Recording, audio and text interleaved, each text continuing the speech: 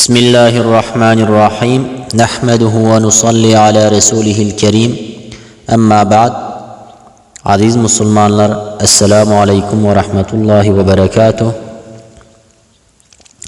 Geçende mavzu tevhidni bayan edip berendik. Indi ahmiyeti tevhidni sizlere beyan edip bereyin inşallah.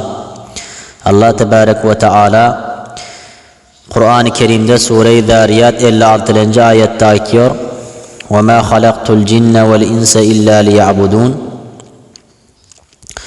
Şul ayette lafz am zikir bolan amma mana khas. Näme diyor Allah Teala? Men ins ve cinleri diyor bana ibadet ve taatta bolsun deyip halk ettim diyor.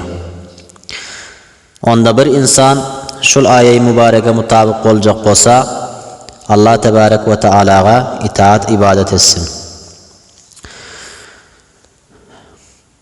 Ondan sonra Allah Tebarek ve Teala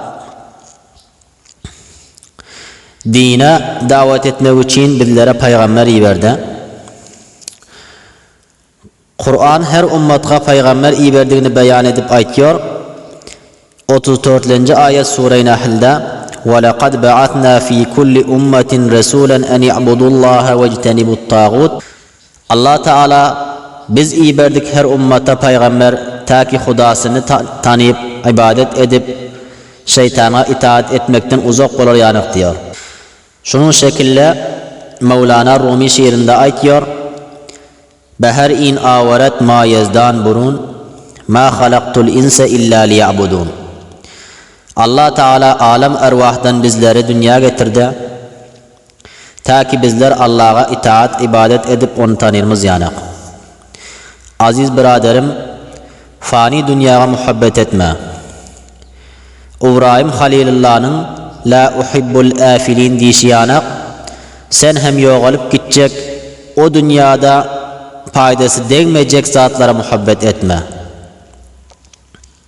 Şuna Mistah Şems-i Tebrizi şiirinde aytıyor.